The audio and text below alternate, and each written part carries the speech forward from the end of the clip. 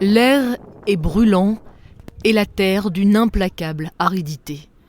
Ces animaux n'ont pas survécu à la sécheresse d'une ampleur exceptionnelle qui frappe la région Somalie, dans le sud-est de l'Éthiopie. Il n'est quasiment pas tombé une goutte de pluie ici depuis 18 mois. Que Dieu nous vienne en aide. Qu'il nous donne la pluie.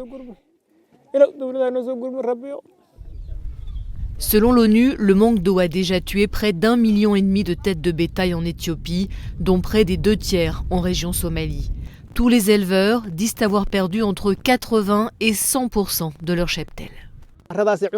J'ai vu des chèvres manger leurs propres excréments et des chameaux manger d'autres chameaux.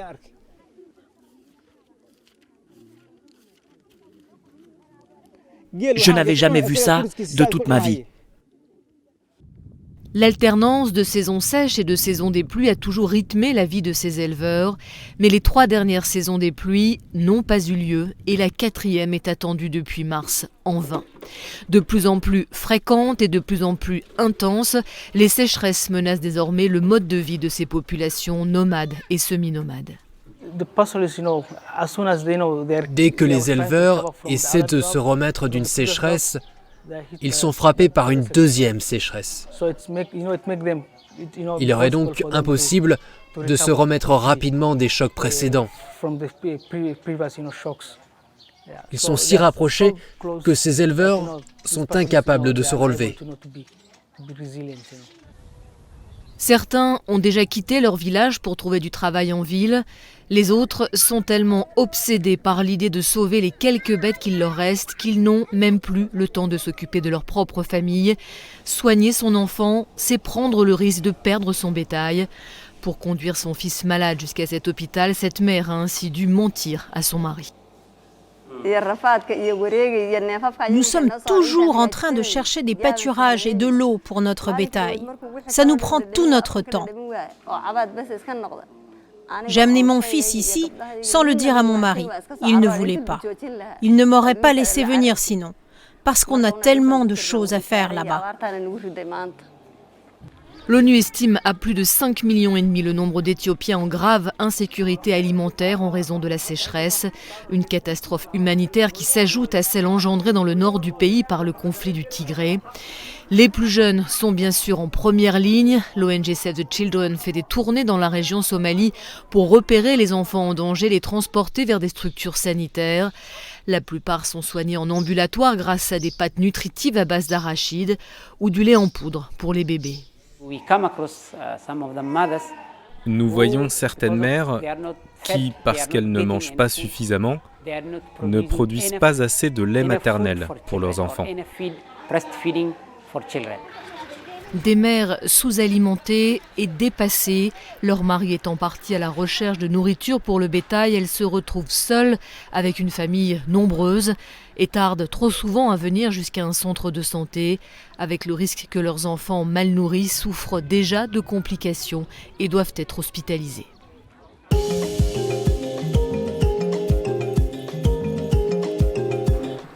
Dans la plaine de la rivière Ruzizi, il y a d'un côté le Burundi et de l'autre la République démocratique du Congo. Mais il y a surtout d'un côté les villageois et de l'autre les hippopotames. La cohabitation est très compliquée. Pour cette habitante de Katogota, à une 60aine de kilomètres de Bukavu, impossible d'oublier ce qui s'est passé en 2017. Elle pleure encore la mort de l'aîné de ses 8 enfants. Les hippopotames et moi, nous sommes des ennemis, parce qu'ils m'ont arraché mon fils quand il avait 16 ans. C'était un garçon très intelligent et l'espoir de toute la famille. Mon fils était vraiment intelligent, il étudiait et il était déjà en 2e année. J'étais prête à vendre ma maison pour financer ses études, mais les hippopotames l'ont tué. Depuis 2019, au moins 7 personnes ont été tuées par les hippopotames et 6 autres blessées. Parmi elles, ce cultivateur qui n'en revient toujours pas d'avoir survécu à l'attaque dont il a été victime. J'étais au champ et un hippopotame m'a attaqué. Je me suis défendu avec ma machette, mais il m'a blessé au crâne, juste ici. J'ai énormément saigné. J'étais sûr que c'était la fin pour moi, que j'allais mourir sur le champ. Mais j'ai été sauvé de justesse grâce à Dieu. Les hippopotames s'en prennent aux hommes et à leurs terres. Ils ont dévasté plusieurs hectares de champs et face à l'étendue des dégâts, les villageois demandent réparation au gouvernement. Nous vivons une catastrophe avec ces hippopotames. J'avais un champ rempli de maïs, de haricots, mais ils ont tout détruit. Et je ne peux plus y aller parce que je dois me protéger. Ils viennent et détruisent toutes les semences. Le problème, expliquent les défenseurs de l'environnement, c'est que les habitants ont envahi les abords de la rivière où les hippopotames avaient l'habitude de venir se nourrir, une zone pourtant protégée, mais la réglementation n'est pas respectée. Nous, on aimerait que les gouvernements voient comment ces bêtes ne pourraient pas être un danger pour la population. Parce que vraiment, ils nous sont utiles et nos populations locales, bien que jusqu'à présent, ils nous sont agressifs, mais vraiment, nous profitons de ces bêtes.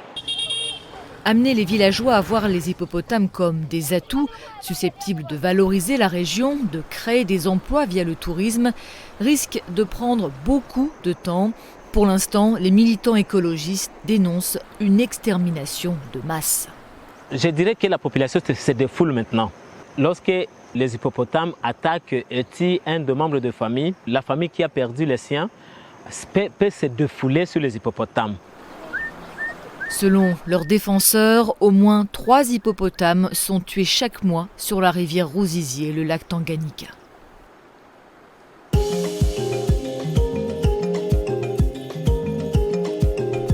Ce vieux jean aurait pu finir à la poubelle, mais pour Najette, il a de la valeur. Elle le déchire, l'effiloche jusqu'à en faire la matière première avec laquelle elle va tisser un tapis. Un savoir-faire traditionnel, transmis par sa mère, qui se conjugue donc avec une préoccupation très actuelle. En recyclant des fripes, Najette crée des tapis éco-responsables qui lui permettent aujourd'hui de bien vivre. Je suis assise là et je travaille chez moi. Je suis libre, je travaille comme je veux. Je n'ai pas besoin de sortir pour quoi que ce soit. Je peux cuisiner ici et travailler tranquillement.